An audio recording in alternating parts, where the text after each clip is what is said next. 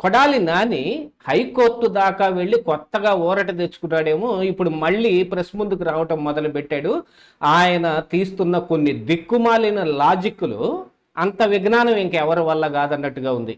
రావణ్ గురించి మాట్లాడతా ఇతనికి జోసఫ్ అని ఇగో ABN Radhakrishna, TV five BR Naidu పేరు పెట్టారు. ఇతను రావణ జోసఫా అని ఒక అనుమానం కూడా వ్యక్తం చేశాడు. ఇంకా దాంతో పాటుగా గొడ్డలి పార్టీ అని చంద్రబాబు నాయుడు చెప్పేదాని మీద కూడా ఏదో తుప్పు పట్టిన కట్టెలు కొట్టే గొడ్డలి, ఆ తర్వాత మాకు పాశుపతాస్త్రపు గొడ్డలి అని ఏదో కూడా చెప్పాడు. వీటన్నిటి గురించి ఈ వీడియోలో చూద్దాం.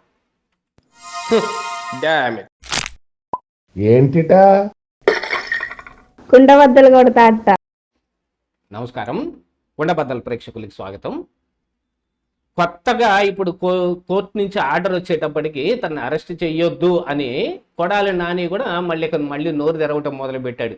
మొన్న మధ్యనే కొడాలి నాని మీద గతంలో ఎప్పుడో చేసిన కొన్ని వ్యాఖ్యల మీద మరి ప్రభుత్వం ఒక నోటిఫికేషన్ ఇచ్చేటప్పటికి ఆయన హైకోర్టుని ఆశ్రయించాడు. సరే, ఇప్పుడు ఎటు బయటకు వచ్చాం కదా, ఇక మళ్ళీ మన నోటి దురుసుతనానికి పని చేద్దాం, ఇప్పుడప్పుడే మనల్ని ఎవరు అరెస్ట్ చేయరు అనే ఒక ఉద్దేశంతో మళ్ళీ వస్తూ ఇప్పుడు రావణ్ గురించి మాట్లాడటం మొదలుపెట్టాడు. అసలు రావణ్ తెలుగుదేశం పార్టీకి సంబంధించిన వాడే, గతంలో మా మీద కూడా వీడియోలు పెట్టాడు, మేమేం చేయలేదు అని నిన్న చెబుతూ ఇవాళ వచ్చేసి కొత్త అనుమానం తీశాడు. ఇతన్ని తేప వీళ్ళు జోసెఫ్ అంటున్నారు. అతను ఇంతకీ రావణ జోసఫా?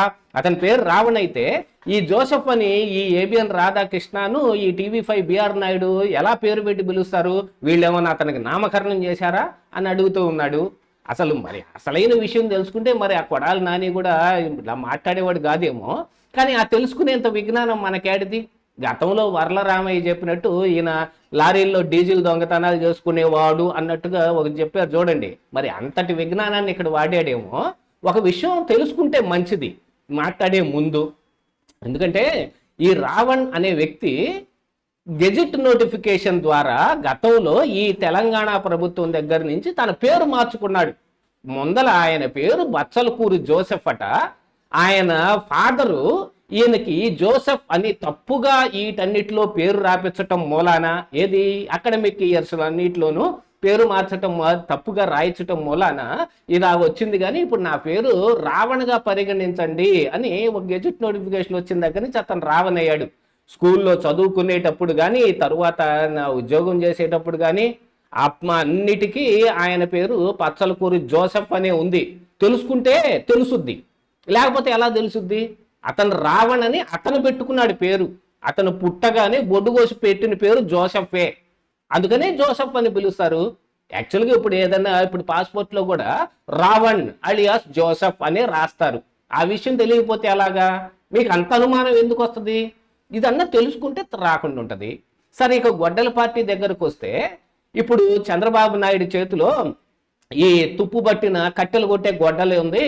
మళ్ళీ రేపు 2029 ఎన్నికల్లో జగన్మోహన్ రెడ్డికి జనాలు పాశుపతాస్త్రం ఇస్తారు అని అంటే ఒకసారి గుర్తు తెచ్చుకోండి. 2024 ఎన్నికలు 11 సీట్లు, 175కు 175 సాధిస్తాము అని ఓ పక్కన జగన్మోహన్ రెడ్డి బేరాలు పలుకుతుంటే ఈయన గడ్డాలు దువ్వి తొడలు కొట్టి సై అని ఎగిరాడు.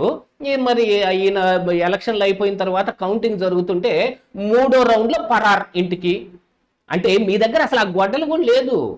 ఇప్పుడు ఏదో అంటే యాక్చువల్గా ఏదో ఒక పేరు పెట్టాలేనో, లేకపోతే వీళ్ళని కొంచెం కేతాగా మాట్లాడటానికో చంద్రబాబు నాయుడు గొడ్డల పార్టీ అన్నాడు అనుకోండి, మరి దాని మీద వేరే కౌంటర్ ఇచ్చినా బాగానే ఉంటుంది. ప్రజలు మళ్ళీ మాకు పాశుపతాస్త్రపు గొడ్డలు ఇస్తారంటే మొన్న ఎందుకండి మీ గొడ్డలు లాక్కున్నారు? అది ఎందుకు తెలియదుగా?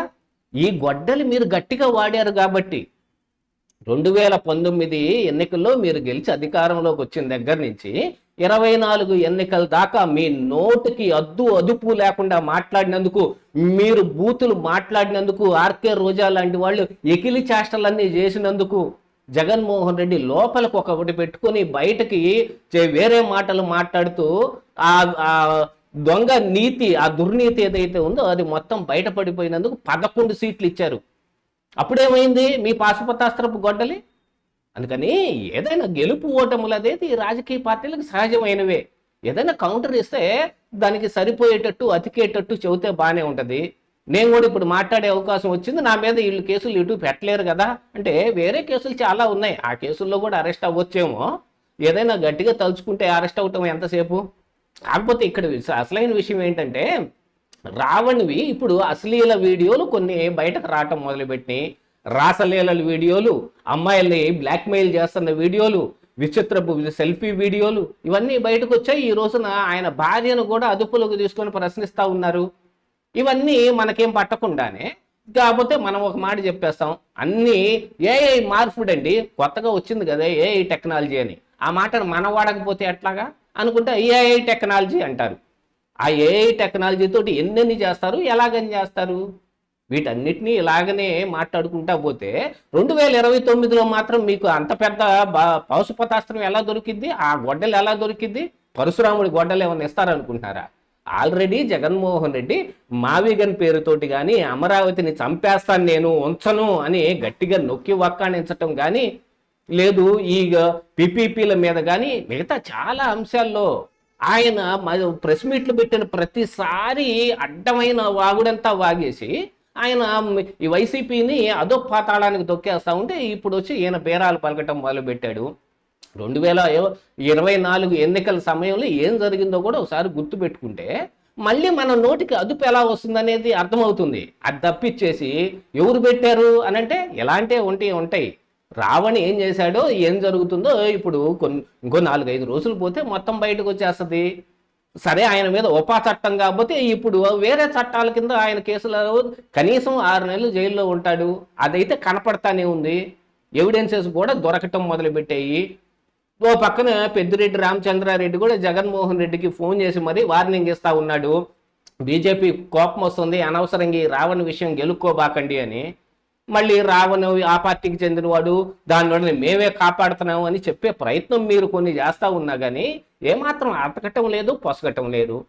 ఏదైనా కేసు రాగానే ఏదో శస్త్రచికిత్స చేయించుకుంటున్నానని చెప్పి వేరే చోటకి వెళ్ళటం, కేసులు ఇంకా రావేమో, ఇంక మన జోలికి రారేమో అనుకున్నప్పుడు చిన్నగా గుండెల మీద బెల్టులు తగిలించుకొని వచ్చి కొంత డ్రామాలు కట్టడం. ఇప్పుడు అది కూడా పోయిందిలే, కోర్టులో కూడా మనకి ఎటు ఉపశమనం దొరికింది కదా అని చెప్పి ఇప్పుడు మళ్ళీ నోటికి పంజి అవటం. పవన్ కళ్యాణ్ ఏం మాట్లాడాడు, చంద్రబాబు నాయుడు ఏం మాట్లాడాడు, ప్రతిపక్షంలో ఉండగా అసలు మీరు వాటిని ఎలా కౌంటర్ చేయాలి, అది ఏదైనా ఒక విజ్ఞానం ఉంటే, ఏదైనా బుర్రలో కాస్త గుజ్జుంటే ఆ మాటలు వస్తాయి. ఎప్పటికీ కూడా అలాంటి మాటలే మాట్లాడటం. ఎందుకు ఓడిపోయాడు జగన్మోహన్ రెడ్డి అని అంటే అది కేవలం one of the reason Kodali Nani కూడా ఉంటాడు. ఆ రీజన్ ఇంకా మానేయకుండా అదే దురుసుతనం, అదే పొగరబోత్తనం చూపిస్తుంటే ఇక అధపాతాళమే. ఇదే ఈరోజు కుండబద్దలు.